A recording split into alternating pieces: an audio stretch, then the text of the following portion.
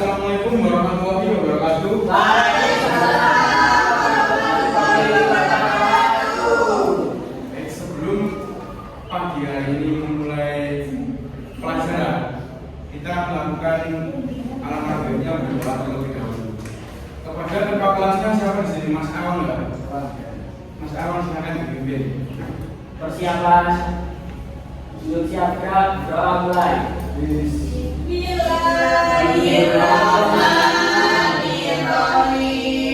Raditu billahi rabban bil islami dinan wa bi Muhammadin nabiyyan wa rasulah. Rabbi zidni ilman warzuqni fahman.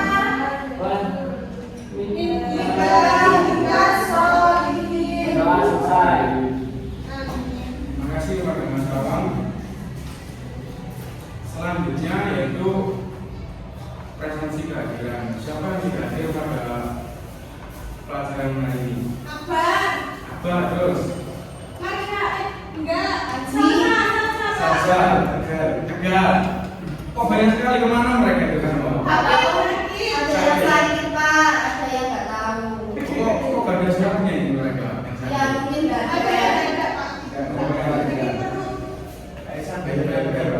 Setelah kita mempelajari pada pertemuan kemarin tentang jenis-jenis uang, nah sekarang kita akan membahas tentang perkembangan transaksi ekonomi di era digital.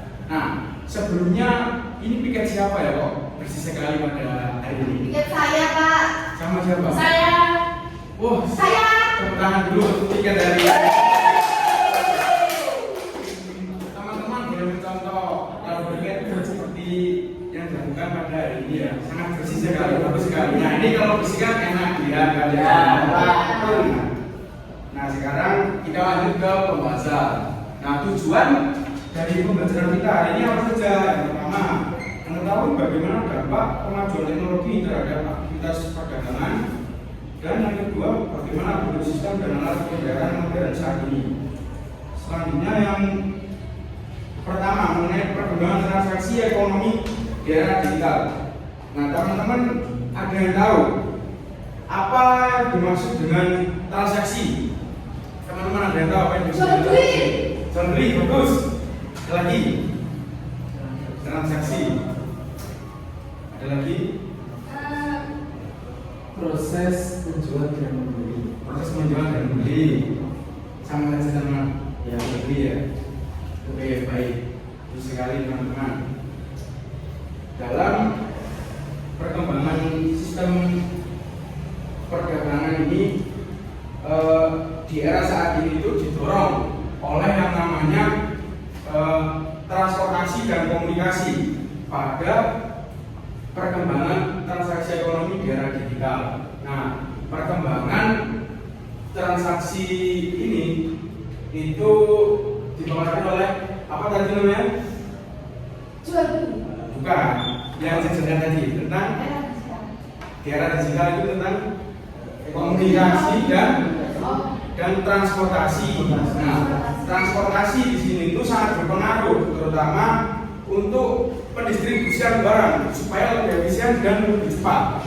Dan selain itu juga dengan adanya transportasi, nah komunikasi ini menjadi komunikasi ini menjadi sangat penting guna mendukung transportasi, yang mana dengan adanya komunikasi itu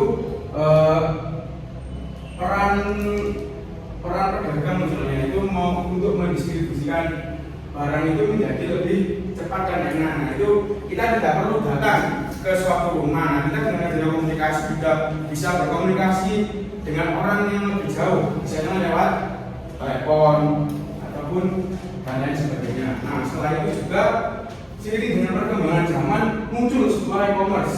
Nah e-commerce itu sebuah platform jual beli. Nah tidak hanya jual beli saja, tetapi juga sebuah aplikasi untuk keuangan lah, seperti itu. Selanjutnya ada dampak kemajuan teknologi terhadap aktivitas perdagangan. Kemajuan teknologi ini terutama di bidang transportasi dan komunikasi telah membawa dampak besar pada aktivitas perdagangan. Perkembangan ini meningkatkan efisiensi pengangkutan barang dan memperluas jangkauan interaksi antara penjual dan pembeli. Hal ini melahirkan sistem perdagangan berbasis teknologi yang cepat, mudah, dan efisien. Selain yang ada di sini, teman-teman bisa menyebutkan apa saja dampak dari adanya kemajuan teknologi terhadap aktivitas perdagangan. Memperluas jangkauan interaksi antara penjual dan pembeli. Bagus sekali. Masih ada tangan. Selanjutnya, ada lagi teman-teman.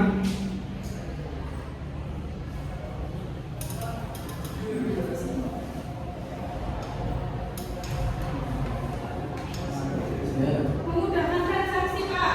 Memudahkan transaksi. Bagus. Mas ini.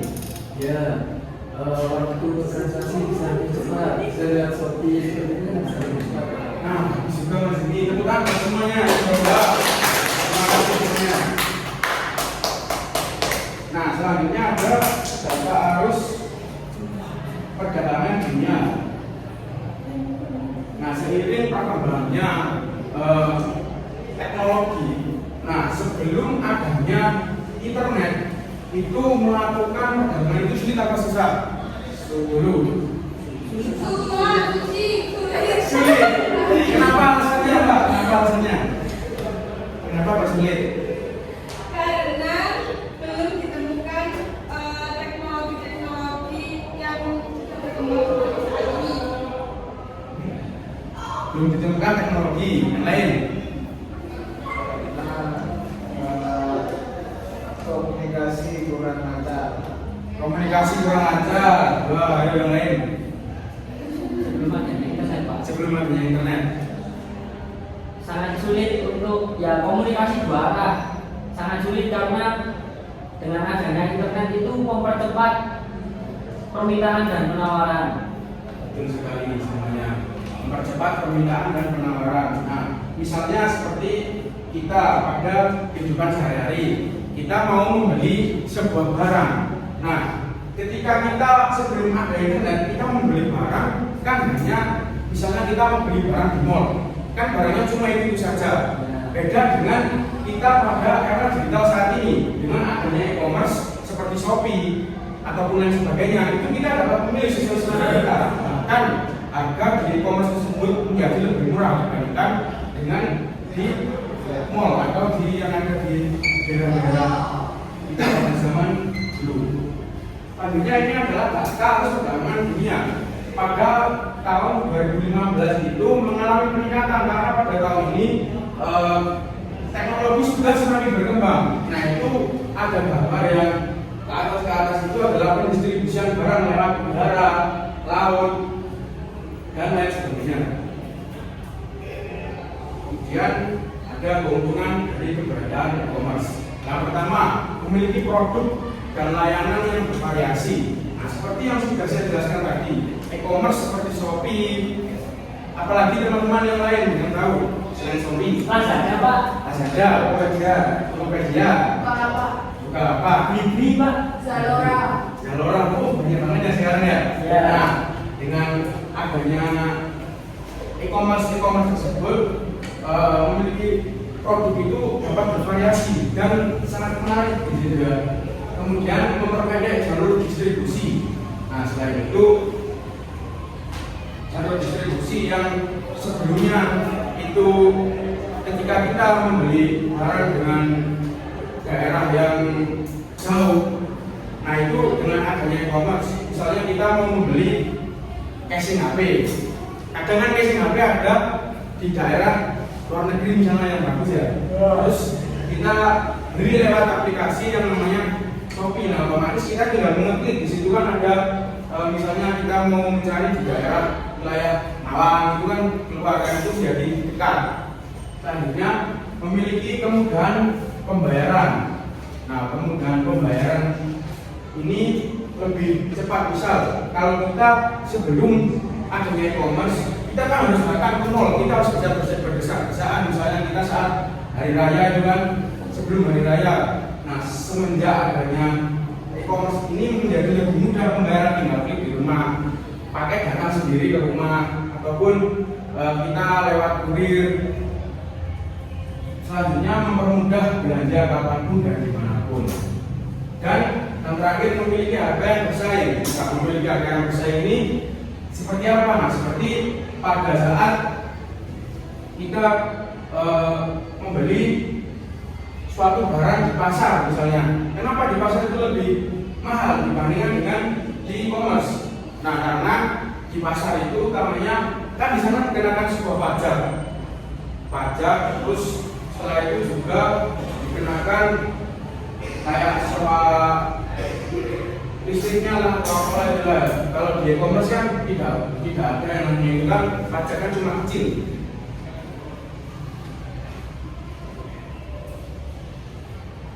Selanjutnya yaitu masuk ke bentuk sistem dan alat pembayaran modern saat ini. Sebelumnya lanjut ke sini, teman-teman ada pertanyaan dari yang tadi pembahasan tadi?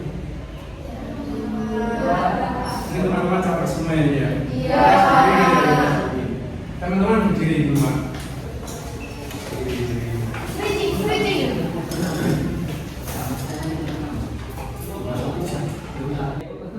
Teman-teman menghadap ke sana semua.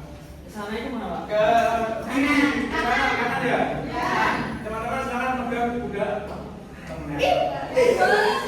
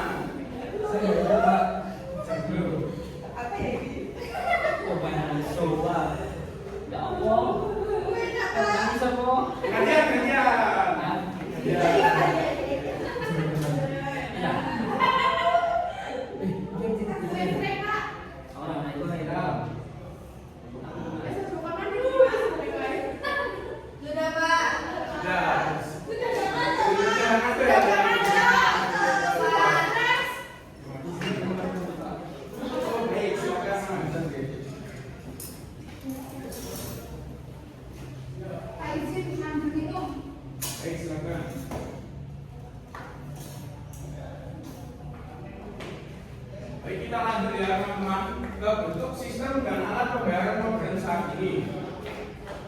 Teman-teman ada yang membaca pada poin nomor 1. Saya Pak. Baik, silakan Mbak Sofi. Yang pertama, sistem pembayaran. Jenis transaksi dalam sistem pembayaran bisa beragam, mulai dari perdagangan barang atau jasa, pembayaran tagihan, hingga pembayaran pajak. Terima kasih. Tepuk dulu buat Mbak Sofi. Nah, itu sekali jadi transaksi dalam sistem pembayaran ini bisa beragam, mulai dari perdagangan barang ataupun jasa. Nah, misal seperti dalam kehidupan sehari-hari, kita mau membeli sebuah pulsa di suatu toko atau minimarket. Itu termasuk transaksi apa bukan? Transaksi. Terus kita membayar pajak.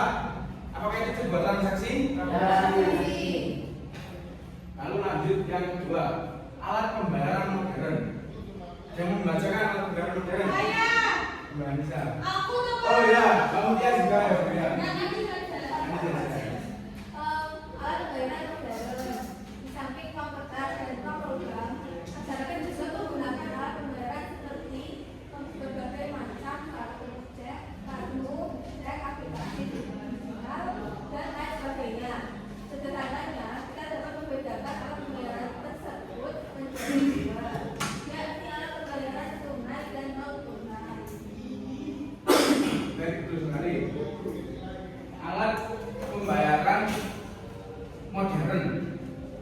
Apa yang teman-teman ketahui alat pembayaran modern yang sekarang ada di era saat ini? E-banking, betul sekali. E-wallet, betul. Sibank, Kiris, ya Kiris sangat baik sekali ya Kiris ya. Kiris. Tapi peleter itu, masuk ke dalam lagi pembahasan. Nanti kan saya jelaskan mengenai soal peleter ya.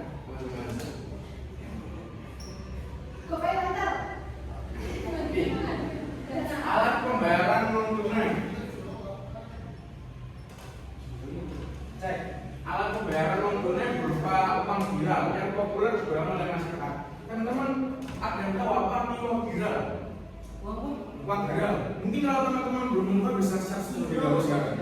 manggiral. Uang manggiral. Ya. Apa artinya manggiral? Yang paling cepat angkat tangan nanti saya dapat poin. Oh, Mbak Felina. Uang viral adalah uang yang disimpan di bank dan dapat digunakan untuk melakukan pembayaran atau transfer melalui alat pembayaran seperti cek, giro, atau transfer elektronik. Hai, betul nggak itu tangan? Jadi manggiral itu seperti tadi. Yang pertama adalah cek. Cek ini adalah surat yang berisi permintaan dari nasabah bank untuk melakukan pembayaran. Nah, biasanya cek ini hanya dimiliki oleh orang-orang kaya seperti kita melihat di dalam film-film itu kan. Iya.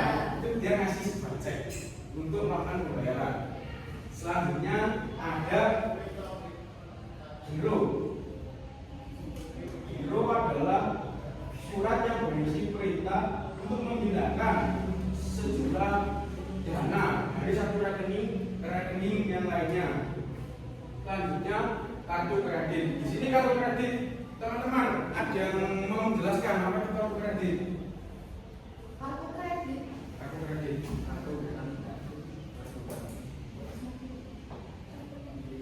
Kartu ATM, Pak.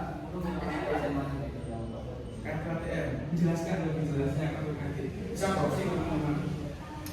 Kartu Pembayaran tunai. ya, yang diberikan oleh bank. Alat pembayaran tunai. Ada lagi teman-teman. Selain itu. Untuk pesanan apa untuk pesanan? Kartu sama, Pak. Sama. Biasanya kartu kredit itu untuk hutang. Dan biasanya di kartu kredit itu kasih limit. Limitnya bisa sampai 3 sampai 10 juta untuk hutang. Wah, ini sering melihat iklan ya? Iya. Bagus sekali. Saya sangat tahu hutang-hutang. Oh iya. Mas ini? Nah, karena itu contohnya seperti di kartu kredit. Oh, Nah, Itu. seperti yang Menurut bapaknya itu di Peletri itu baik apa enggak, Pak? Shopee Paylater itu baik apa enggak? Nah, menurut saya itu tergantung kebutuhan kita. Untuk apa? Itu ya, baik buruknya sebuah transaksi seperti pinjaman itu tergantung kebutuhan kita ya. Kartu kredit ini itu lebih diawasi oleh finance apa namanya ya, yang OJK. Oh ya. Nah itu maka teman-teman harus bijak untuk apa namanya melakukan transaksi di bidang tersebut.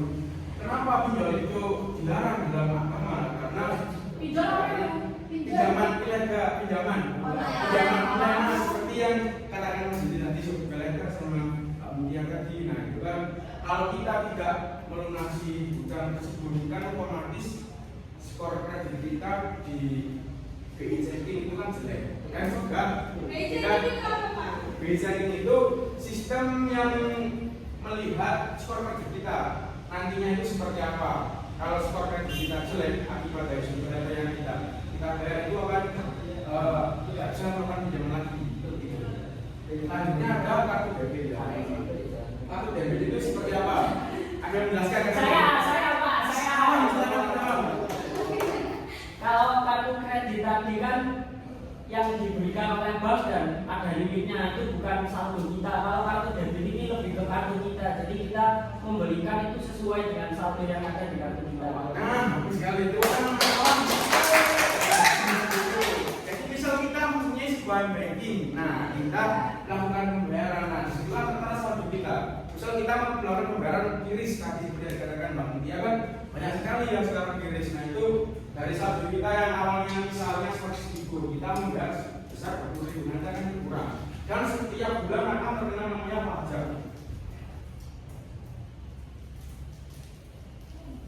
Baik, selanjutnya silakan membentuk kelompok teman-teman ya. Ini saya ada lembar kerja peserta didik. Satu lah di sini berisi permasalahan. Nah sebelum saya membagikan ini apakah ada pertanyaan mengenai materi yang tadi saya jelaskan? Tidak ada.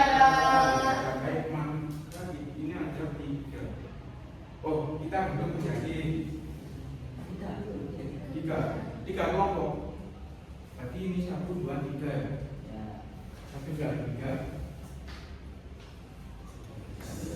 Itu dari gambar.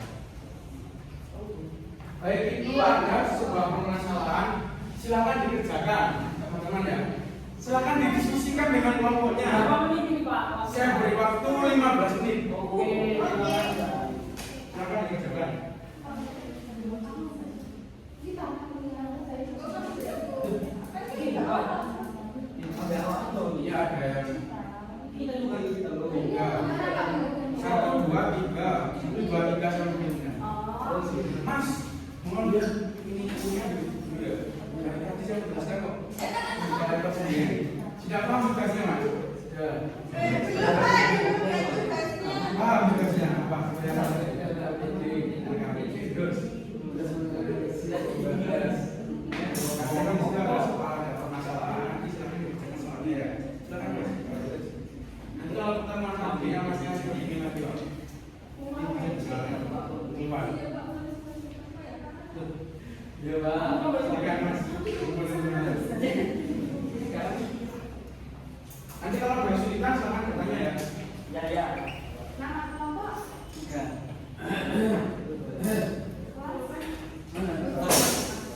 Terima kasih Dan.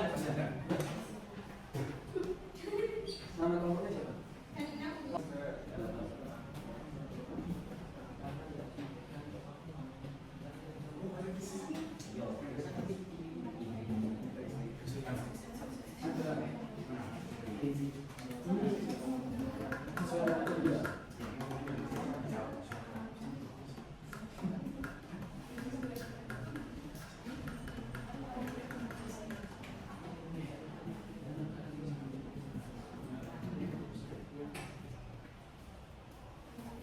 Kelompok 1 ya, yang bersihkan.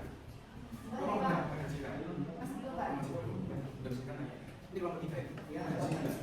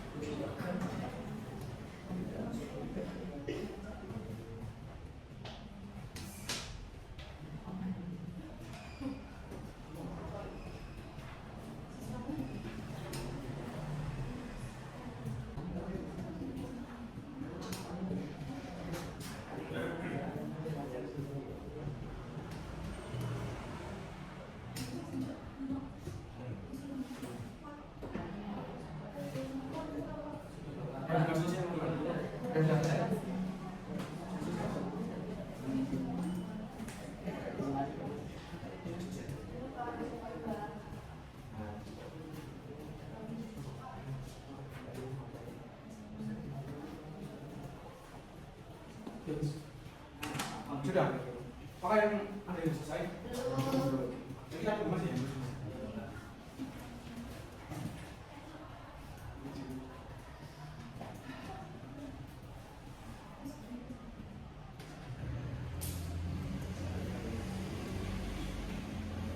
Sembari menunggu yang lain selesai, boleh nomor berapa ini? Nomor 1 sampai 2. Nomor 2 ini. Ini 2. Nomor 2.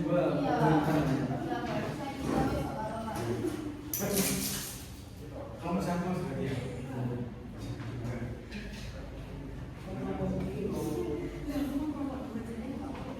Teman-teman silakan mendengarkan sambil silakan didengarkan. Ya, Pak, ya, Pak. Jadi di sini kami akan mempresentasikan hasil jawaban dari kelompok 2. Kelompok mana? Yang pertama, mengapa para pengusaha minyak di pasar Tanah Abang Jakarta mengalami penurunan omset di era digital? Karena Karena banyaknya persaingan di lain media pasar Tanah Abang, yaitu bisnis daring itu lagi marak karena persaingan. Oh gitu ya. Terus kendala saja menyebabkan para pengusaha tadi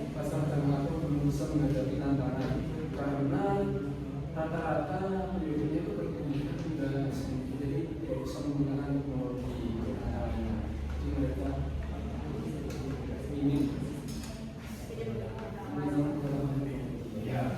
Terus kemudian apa yang dilakukan dan sedang dilakukan oleh pemerintah dalam mengatasi permasalahan semakin melemahnya kegiatan ekonomi di pasar tradisional pada era ekonomi digital saat ini, yaitu menurut saya ya yang sering dilakukan pemerintah sekarang adalah memberikan pelatihan seperti PLK pada masyarakat dan mereka tahu mewakili itu. Terus kemudian bagaimana menurut kelompok apa yang harus dilakukan oleh para pengusaha di pasar Tanah Abang terus berlaku dan tidak adalah terus mengembangkan teknologinya. Jadi mereka dengan pemahaman terkait itu terus mengembangkan teknologi tersebut. Baik, terima kasih kepada nomor 1. Adakah pertanyaan dari kelompok lain? Cukup. Cukup. Sangat lengkap di sini Baik. penjelasannya, Pak. Terima kasih teman teman dan kelompoknya. Dan seperti itu tadi ya, sangat cepat dalam mengerjakannya dari kelompok 1. Teman-teman yang lain mau maju. Saya Pak, saya kelompoknya. Silakan kelompok 3 ya. Nomor 3. Kritik.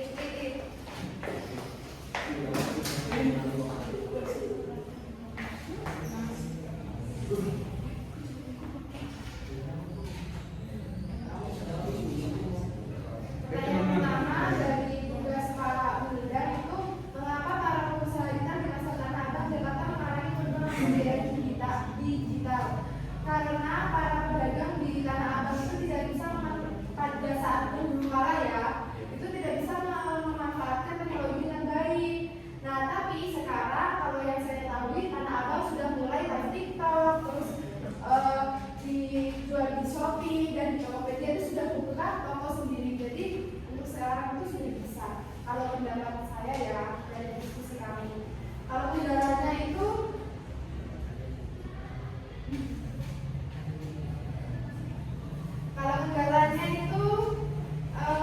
dalam menghadapi tantangan era digital, kebanyakan orang-orang yang berjualan di Tanah Abang itu orang-orang tua yang tidak bisa menggunakan teknologi dengan baik, Pak.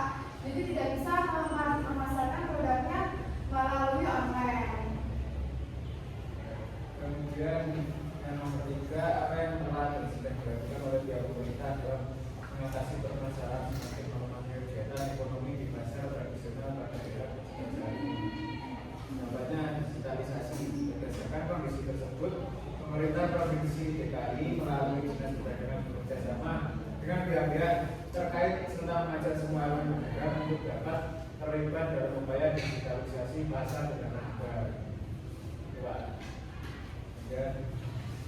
Yang terakhir nomor 4, bagaimana menurut kelompokmu apa yang harus dilakukan oleh pengusaha retail di pasar Tanah Abang untuk dapat terus bertahan dan meningkatkan omset penjualannya?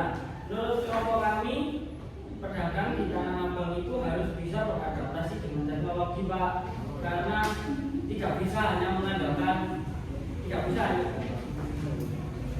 karena harus bisa mengandalkan teknologi, Pak, kan sekarang apa-apa harus pakai Shopee kalau belanja gitu, Pak. Jadi nggak melulu di pasar, kan orang-orang lebih enak di Shopee, jadi harus buka toko juga di Shopee gitu, Pak. Berarti kesimpulannya pedagang di Tanah Abang itu harus lebih kreatif. Iya Mas ya. Baik.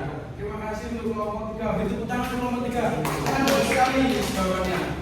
Terima kasih. Selanjutnya kelompok 1 silakan.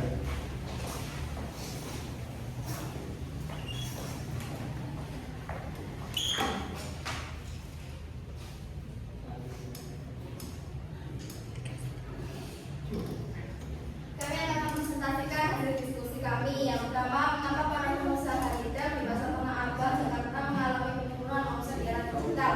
Karena banyak konsumsi yang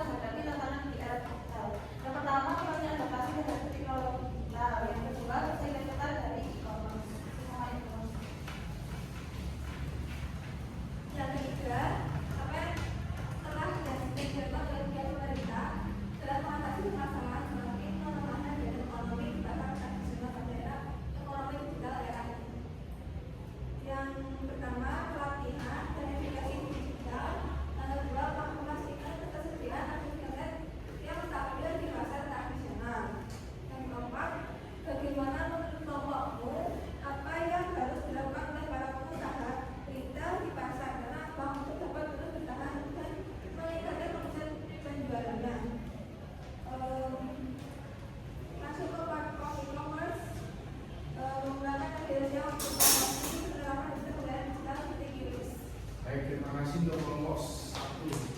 Karena teman-teman baik mengenai diskusi kita pada hari ini, apakah ada yang bertanya, apa ada yang belum paham mengenai diskusi tadi? Sudah.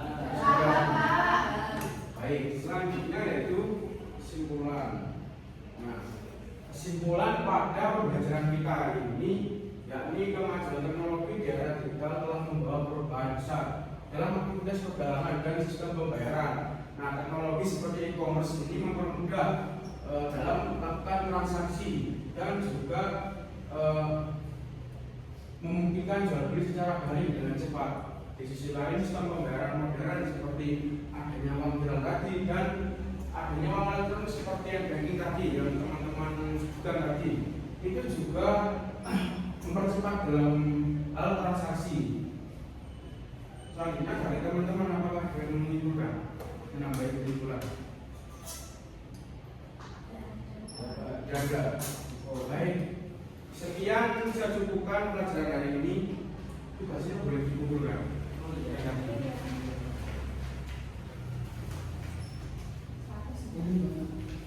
Tugasnya nanti saya lihat. Tapi sudah bagus semua. Nah, selanjutnya pada pertemuan kita pada berikutnya yaitu membahas tentang literasi finansial. Nah, teman-teman dari kelompok yang tadi bisa membuat tugas kelompok seperti perintah ini. Yakni satu, menulis cara berbelanja di internet. Saat ini berbelanja melalui internet menjadi hal umum di daerah-daerah yang sudah kalian tempati saat ini. Tulislah di buku catatanmu langkah-langkah mengenai cara membeli barang melalui internet. Jika kamu belum pernah melakukannya, tanyakan kepada orang tua atau orang di sekitar. Namun jika tidak ada yang pernah melakukannya, kamu bisa bertanya kepada gurunya. Kemudian langkah kedua, menulis hal yang harus diwaspadai. Semuanya sudah paham tugasnya? Ya. Ada pertanyaan? Baik. Ini bisa ditutup dengan doa pelajaran pada hari ini.